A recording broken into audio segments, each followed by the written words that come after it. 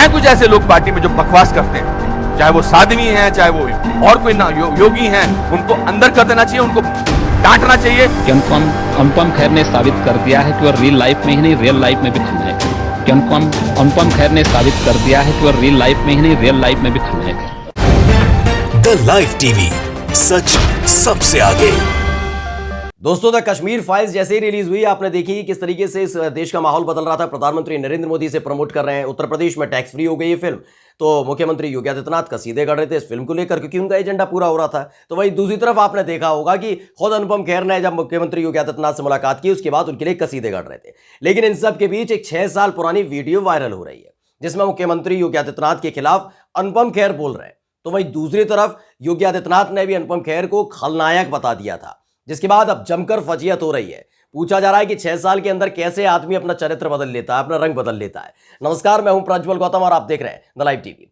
कहते हैं नेता और अभिनेता में ज्यादा फर्क नहीं होता, वो स्क्रिप्ट के हिसाब से, वक्त के हिसाब से अपना सब कुछ बदल लेता है। और यही देखने को मिल रहा है अनुपम खेर के साथ भी और योगी आदित्यनाथ के साथ भी, क्योंकि जो तस्वीरें लगातार द कश्मीर फाइल्स के प्रमोशन के दौरान तैर रही है, उसमें देखने को मिलता है कि इन दोनों में गहरा संबंध है। लेकिन कितना गहरा संबंध है वो 6 साल पुरानी एक वीडियो बताने जा रही है। आपको वो वीडियो दिखाएंगे, उस वीडियो में देखिएगा कि अनुपम खेर ने कैसे सीधे तौर पर योगी आदित्यनाथ के खिलाफ निशाना साधा था। बताया था कि भारतीय जनता पार्टी में कुछ ऐसे नेता हैं जो लगातार धर्म के नाम पर कट्टरता फैलाते हैं। क्या क्या नहीं कहा था वो पहले सुन लीजिए अनुपम खेर की जुबानी, उसके बाद योगी आदित्यनाथ ने उनके लिए क्या कुछ कहा वो भी आपको सुनवाएंगे। ओम नमः शिवाय, ओम नमः शिवाय, ओम नमः शिवाय।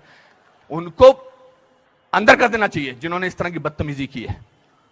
हैं कुछ ऐसे लोग पार्टी में जो बकवास करते हैं, चाहे वो साध्वी हैं, चाहे वो और कोई ना योगी हैं, उनको अंदर कर देना चाहिए, उनको डांटना चाहिए। हैं कुछ ऐसे लोग पार्टी में जो बकवास करते हैं, चाहे वो साध्वी हैं, चाहे वो और कोई ना योगी हैं, उनको अंदर कर देना चाहिए, उनको डांटना चाहिए। तो सुना आपने अनुपम खेर को, अब आपको योगी आदित्यनाथ के बारे में सुनवाते हैं। दरअसल ये 2016 की वीडियो बताई जा रही है।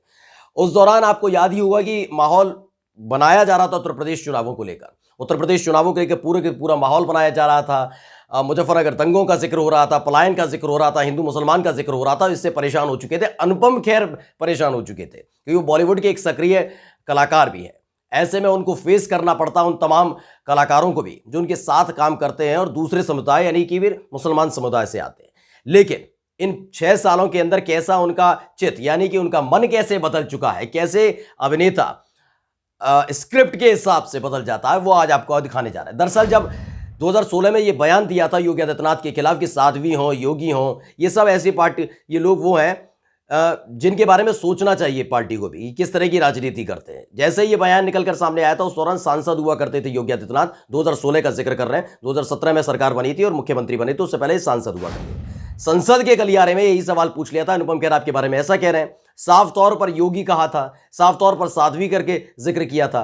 तब योगी आदित्यनाथ ने क्या कुछ कहा था अनुपम खेर के लिए, वो सुन लीजिए और उसके बाद आके बताते हैं कैसे इनकी जमकर फजीयत हो रही। और मैं उनकी सद्भावना के लिए उन्हें धन्यवाद दूंगा। लेकिन एक बात और सच है कि अनुपम खेर ने साबित कर दिया है कि वो रियल लाइफ में ही नहीं रियल लाइफ में भी खलनायक है। मैं उनकी सद्भावना के लिए उन्हें धन्यवाद दूंगा। लेकिन एक बात और सच है कि अनुपम खेर ने साबित कर दिया है कि वो रियल लाइफ में ही नहीं रियल लाइफ में भी खलनायक है। ये दोनों ही वीडियो पुराने बताए जा रहे हैं। 2016 का ये, जैसे अनुपम खेर ने निशाना साधा था योगी आदित्यनाथ पर, तो योगी आदित्यनाथ ने साफ तौर पर कहा कि अनुपम खेर ने साबित कर दिया है, अनुपम खेर ने साबित कर दिया है कि वो रियल लाइफ के नहीं बल्कि रियल लाइफ के भी विलेन है, जिसके बाद जमकर फजीयत हुई थी। लेकिन 2016 से 2022 आते आते कैसे अनुपम खेर बदल गए, कैसे योगी आदित्यनाथ बदल गए, समझिए। एजेंडा जब पूरा किया जा रहा है फिल्म मेकर्स की तरफ से, कलाकारों की तरफ से, तो खोले दिल से स्वागत किया जाता है। सबसे पहले इस वीडियो को जो पोस्ट किया रजनीश हैं, उन्होंने ट्वीट किया था और वीडियो उन्होंने शेयर की थी। उन्होंने लिखा है, प्रिय अनुपम खेर जी, ओम नमः शिवाय, कृपया बताने का कष्ट करें योगी जी ने अब आपका कौन सा बकवास फिल्म देख लिया कि उनको कहना पड़ रहा है कि आप रियल लाइफ में नहीं रियल लाइफ में भी खलनायक हैं। ये 2016 का जिक्र है। अब आपको बताते हैं कि हुआ क्या है। आपको मालूम हुआ कि द कश्मीर फाइल्स को लेकर लगातार अनुपम खेर जगह जगह जा रहे हैं और पहले तो जैसे कैमरा ऑन होता है रोने लगे जाते हैं कश्मीरी पंडितों का नाम सुन के, और जैसे ही कैमरा ऑफ होता है और उसके बाद आपने देखा होगा कैसे हंसी टिटोली चलने लगती है, जैसे कोई फर्क ही नहीं पड़ता। साफ बताते हैं कि वो अभिनेता है।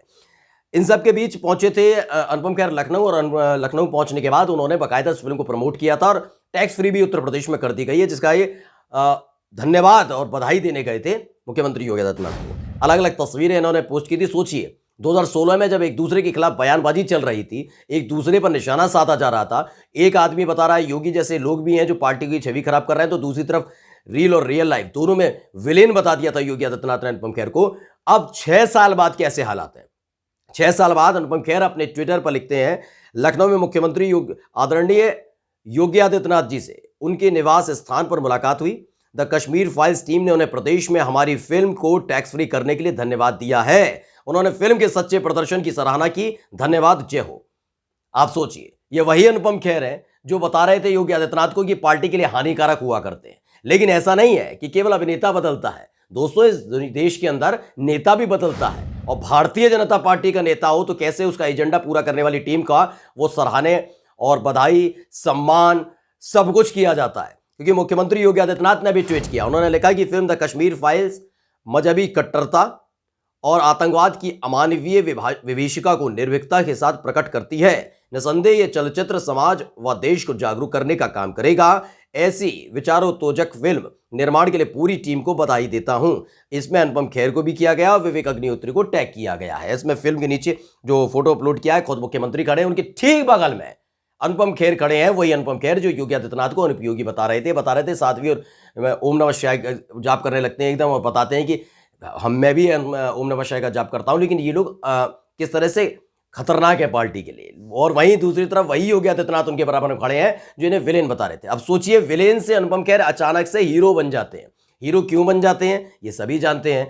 दरअसल हीरो इसलिए बन जाते हैं कि 2016 में जो काम भारतीय जनता पार्टी 2017 के विधानसभा चुनाव में सत्ता में उत्तर प्रदेश में आने के लिए कर रही थी, योगी आदित्यनाथ कर रहे थे, वही काम अब इस फिल्म के जरिए साफ तौर पर ये अनुपम खेर हों या उनके जितने भी इसमें काम करने वाले लोग हैं वो कर रहे हैं। क्योंकि आपने अलग अलग तरीके से देखा होगा कि सड़क पर भी यही बोला जा रहा है। थिएटर के अंदर फिल्म खत्म होती है तो उसी तरह के वॉच निकल कर सामने आते हैं, कैसे चीख चिल्लाई होती है, कैसे मुसलमानों के खिलाफ जहर उगला जाता है। तो ये सब बातें जब अच्छी लगने लग जाती है तो एक विलेन कैसे हीरो बन जाता है मात्र 6 साल के अंदर, आप समझ सकते हैं। और एक अभिनेता कितनी आसानी से अपनी तमाम चीजों को भुला देता है। यानी अभिव्यक्ति की आजादी के नाम पर जो 2016 में बोला था अनुपम खेर ने, वो भूल चुके हैं। ये नहीं योगी आदित्यनाथ के खिलाफ वो बोल रहे थे।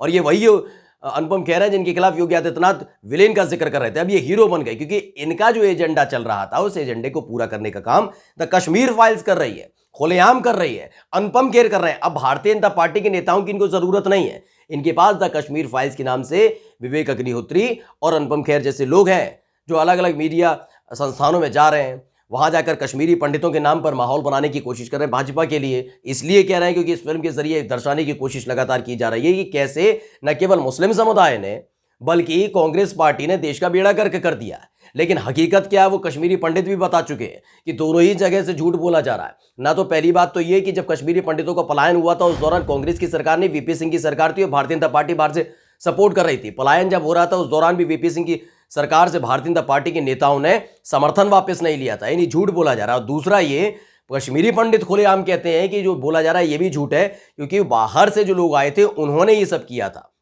जो उनके अड़ोसी पड़ोसी थे उनको भी जान से हाथ धोना पड़ा था। जब ये पूरा घटनाक्रम घट रहा था यानी मुसलमान समुदाय के ऊपर भी जमकर अत्याचार उस दौर में हुए थे। इस फिल्म में इस चीजें दिखाने की कोशिश नहीं की गई है। यानी एक तरफा फिल्म बनाई गई है जिसका एजेंडा क्या है वो इस पूरी तस्वीर से आप समझ सकते हैं। जो 6 साल पहले जिसे विलेन बताया था वो हीरो हो गया है। मुख्यमंत्री योगी आदित्यनाथ से मिलते हैं, गलबैयां होती हैं, फोटोज खिंचवाए जाते हैं, एक दूसरे की तारीफ की जाती है।